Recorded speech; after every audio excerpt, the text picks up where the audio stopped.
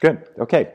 So we're live. So hello, VentureBeat audience. It's my pleasure to introduce Sharif Mityas, Chief Experience Officer at TGI Fridays, and Sharif has done some impressive work applying some AI technology to the company's marketing efforts. Um, and what we're talking about today is the big theme of our upcoming Transform event: how to use AI in your marketing to grow your company's business. Now, that event is just 2.5 months away, coming up on August 21, 22 in San Francisco. And Sharif will be a key speaker at the event. So check out VentureBeat's site for more information. But this is the first of a series of conversations we're planning to have with thought leading executives who are actually doing real things with AI. And so we want to learn lessons from what they've done, some of the challenges, but also some of the opportunities. So let's jump right in. So Sharif, you've seen some significant results. You've been using AI over the last year to triple digital engagement and double off-premise business. You were telling me. Let's start with when we talk about AI in marketing, what exactly are we referring to? Yeah, thanks, Matt. It's a pleasure to be here today and really share the Friday story around embracing AI. And for us, AI was truly an opportunity to blend science with the art as it relates to marketing. Yeah. And when you bring AI into this, you take the great kind of content that marketing and the creative that marketing and the outreach that marketing wants to have with a guest, and you marry it with really enhanced intelligence. You marry it with understanding a guest at a more personal level. So if I know who John is versus Mary, I'm not sending out a mass message. I'm not, sending out a mass post on Twitter. I'm not sending out a mass email. I'm sending out a message to John. And when I can personalize that marketing message, when I take the great content and I make it relevant to an individual guest, I create a connection. I create a connection that's, again, relevant to that guest, but also allows that guest to consider me Mm-hmm. for their next food and drink occasion, whether they're thinking about where to have happy hour with friends, where to make a reservation for dinner with the family, or even to pick up a quick bite to eat on their way home from work. It's really connecting the dots around technology and how that enables better decision making for our marketers. Great. So Sharif, yeah. And you've talked about this in our conversations, just the need to go personalized instead of these broader segments, and that AI has enabled you to do that.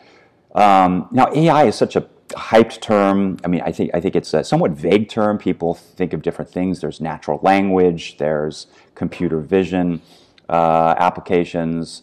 You are on the forefront of applying this in marketing, and it's unusual to find someone who's actually out there achieving these results. Can you just maybe unveil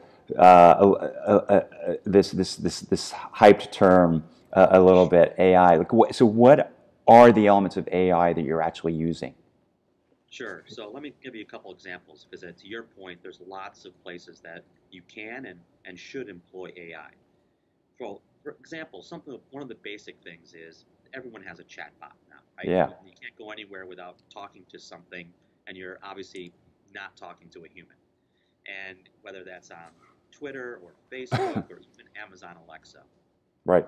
having an AI-driven chatbot, because the chatbot is really just the vehicle. The actual content that comes out of that chatbot's voice, if it's driven by a machine learned tool, something that learns how to interact, something that learns how to engage with a guest and get them to the next best action. Hmm. So if I know, again, I'm having a conversation with someone who likes salads, who lives in New York, who also occasionally goes out for a beer on Sundays, that conversation, that data that powers that conversation allows the AI engine to create new content, to actually engage in a conversation. But you have to teach it, right? You have to teach the AI. This is how you speak in Friday speak, right? Right. We're a fun social brand. It can't be Right. mechanical. Right. And how you speak to someone on Twitter is different than how you speak to them on Facebook. Okay. And so you also have to understand the platform and the contextual, environment in which you're having that conversation. To be able to do that across millions of guests individually every day, you have to have technology. We need an army of people sitting behind laptops. Yeah. So, but the AI allows us to do that at scale and in real time. got it. So, okay. So it's the AI behind the chatbot. So presumably natural language, some learning around the personalization as well. And just to take a step back, you talked about that scale and the need to be able to operate at that level. You can't use humans to do this, right? You're a $3 billion company, 900 restaurants, 60 countries. You're a very large company. So,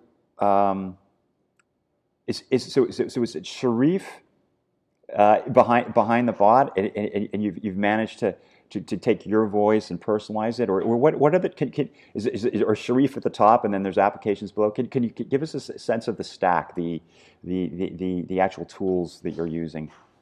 Sure. So we have, for instance, our bots across all the platforms are powered by a group called Conversable. Okay. And they really help us, again, bring that vehicle to the guest. But behind that is a tool called Aqua, which is the AI machine learning, basically, engine that powers those conversations, right? So it sends and understands how the right messaging, the right dialogue needs to occur to create a better, more personable conversation with a guest. Okay. We also then take that and we teach it, because not only does it have to have a different conversation based on the person and platform, but we can even have it learn when. So when someone's thinking about a food and drink occasion, because I know that you, Matt, like to take out food on Tuesdays at 5:30 because you're always running late from work. Right. So if I send you, because I know you, a message at 5, half an hour before I know you're thinking about food and drink on a Tuesday, I get 60% of those people to click through that message, because I'm personalizing it, not only from a content, but the AI has developed an algorithm to understand when you want a message around thinking about a food and drink occasion as well. Great. So thanks for walking us through it. So and that's all in Aqua. Yes. Okay. So let's talk about those results. Okay, digital engagement. Yes. You used this to triple engagement over the last year. Can you talk just a little bit more about how you did that specifically? Yeah. So as I was mentioning, before, we had a small social media team, right? Yeah. They were actually responding to guests on all these platforms. Yeah. And trying to keep up. Yeah. Right? Impossible. Right? You can't have a conversation when there's an hour delay between question and answer. Yeah. Right? And so employing the bots, employing the AI-driven tool behind the scenes, and then expanding where we talk to people, right? So we were just primarily on Facebook and Twitter, but then expanding to Kik and expanding to Alexa and Google and even GM OnStar vehicles, right? To be able to connect with people when they're on the road thinking about, where am I going to stop for dinner? Right. Just exponentially increased our opportunity to engage with guests and talk to them, actually have conversations with them in real time. Right. And that was, as you can imagine, an explosion in terms of our ability to have these dialogues and for people to then want to reach out more, ask more questions of us. What's your favorite drink? What's the happy hour special? Those types of real-time dialogues that engage our guests in a more personal fashion. Sharif, that's very interesting. And engagement is one level, right? That a business looks at its metrics. The next level is actually getting that engagement to convert. You've talked about doubling your off-premise business over the last 12 months, which is profound, and you're attributing it in part, if not all, to AI. Can you put that in context? How is that? Let's talk about how much of the business, if you will. I'm not sure how much you're at liberty to talk about that, but how much of your business is directly driven by AI, and then let's talk about that conversion and how that's happening. Yeah, again, when we started out this effort, about 5% of our business was off-premise, right? So to go from 5% to 10% with no degradation in our in-restaurant business, so pure incremental sales. Yeah. We really attribute to when we turned down the spigot, so to speak, of engaging with our guests in a more personal fashion. It was powered by AI, right? Again, being able to send you something very personal that says you ordered this last Tuesday at 6 o'clock. This Tuesday at 5:30, I'm sending you a very personalized message with a suggestive cell already in your cart, Mm-hmm. and have you do one click to check out. I just made it easy. I made it easy for millions of more guests to order Fridays on the go. And that we're seeing in the results. To your point, how do we continue to get investment for this internally? This is about measuring a true ROI on the benefits of employing a new technology in the business. This is not vaporware. This is actually driving real guests, real dollars in our front doors. That's great. So there's been an emphasis, Sharif, on privacy with the introduction of Europe's new privacy law, GDPR. I think most of our viewers have been familiar with this because it's been a big issue for most businesses having to update their privacy disclosure, their terms. And yet part of the strategy here is to get personalized, as you've been emphasizing, on your marketing via cookies, so that you know what someone like, as you said, me wants. Knowing that I come home at 5:30 itself is very personal. What my favorite menu item is, and so on. So how do you see GDPR impacting your strategy, right, for the actual implementation of your marketing and business? Yeah, I mean, at Fridays, we're obviously always, and have been even before the policy, very concerned and secure with our guest data. I think the one thing that we found is if you're upfront with your guest, if you're very transparent, and you can show how and why you're using the data the way you are, right? We're not selling it to anyone else. We're not, sending political ads to anyone. We're using it because I want to know that if you like ribs, I want to send you a message about the latest rib flavor that we have. Yeah. I want to treat you like a Fridays insider. I want to treat you like a VIP. Yeah. If I know what your favorite drink is, and I can have the bartender have it ready for you when you walk in the door, you might be willing to give me that information. Right. Right? You might be willing to share that with me because I'm making something special for you, personalized for you, and make your life more convenient and fun. Yeah. And so when we do that with our guests, we actually see them actually much more accepting of sharing that data with us, much more willing to continue to share that data with us, as long as they know that we're still keeping it very secure and ensuring that we're using it for their benefit going forward. Right. So if anything, you haven't seen a blimp at all in your business, right? There's been no change to your strategy, no change to your the channels, Facebook versus Google in terms of your efforts and so on. So Sharif, as you've implemented this over the last year, what areas have surprised you, perhaps, say, on the upside when it comes to that increased business?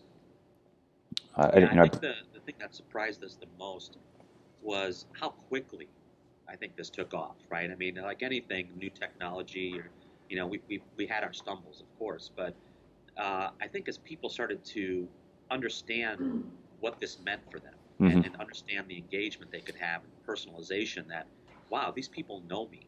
I'm not getting some generic 1 to millions message anymore.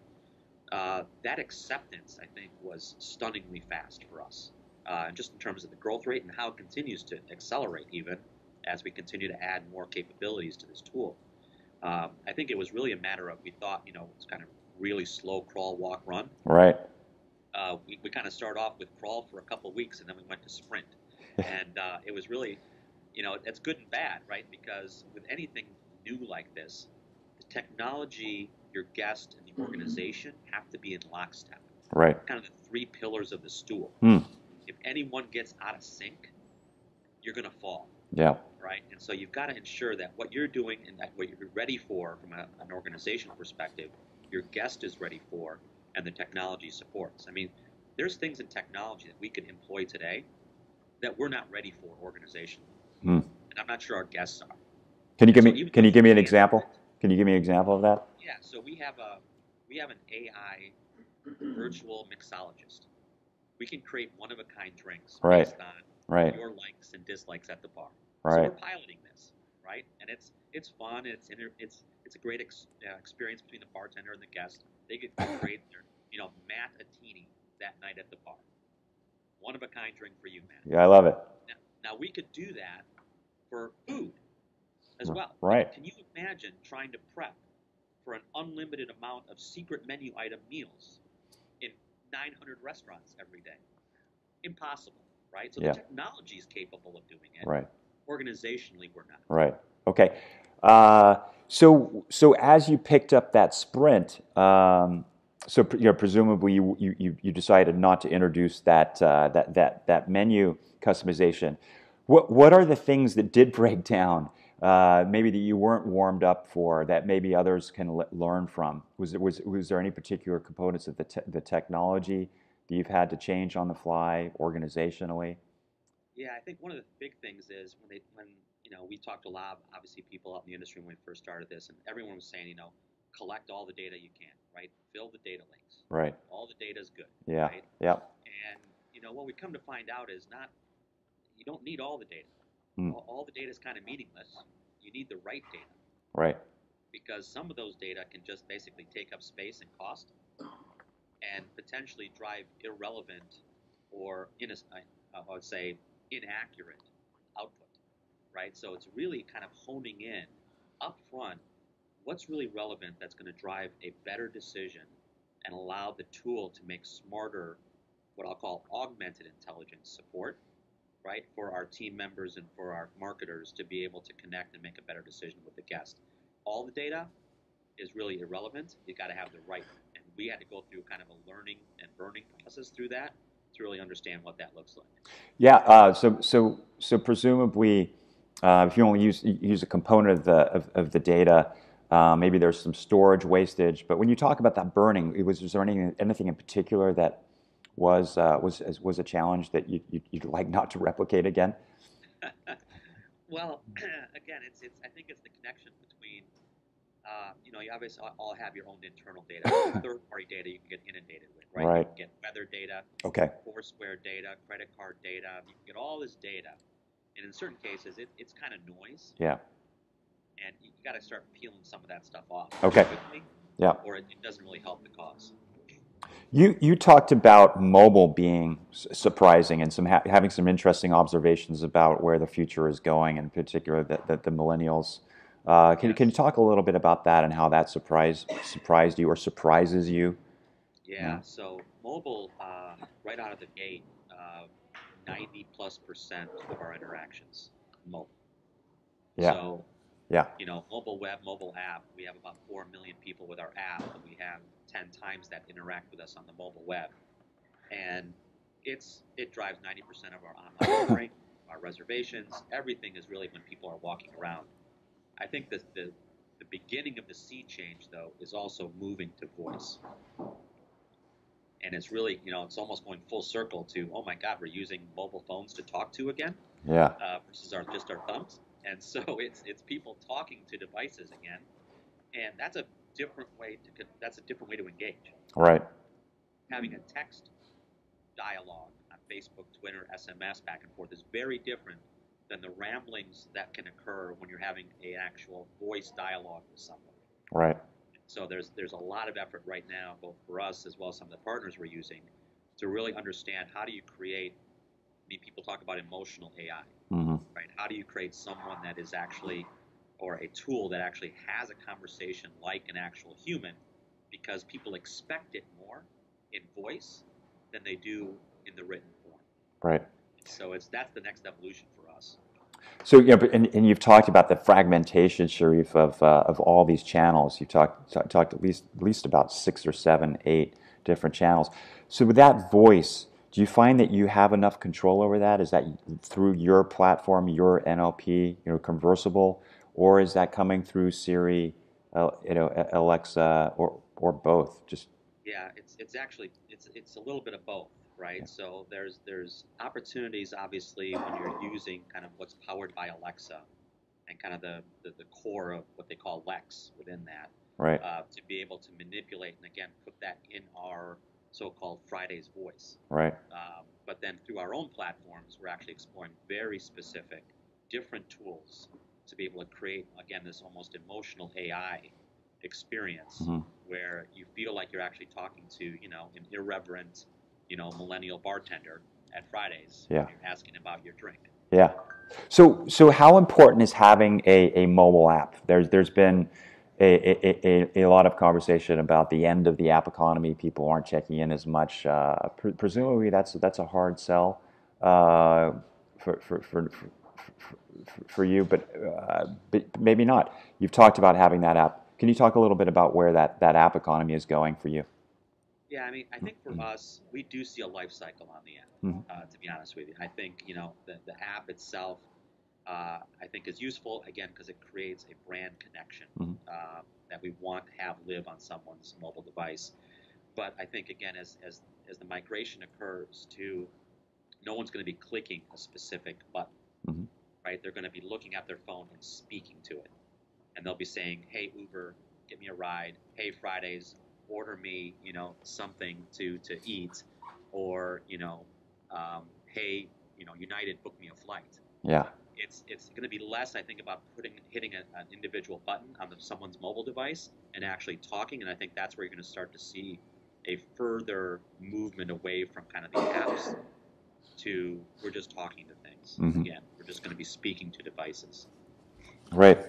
Um, you mentioned that the AI methods to reach off-premises people they tend to engage more frequently. Did I get that right? Could you talk a little bit about?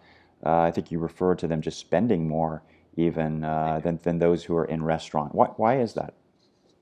Yeah, I mean, I think it's a different guest for us. Mm. The guests that tend to interact with us, obviously through these platforms, tend to be younger than our in-restaurant guests. They're more used to the interaction with technology. I think they tend to be, because we're more relevant and personal, they tend to be more loyal, right? And that loyalty generates not only frequency, which can be somewhere in the order of 5 to 6 times what an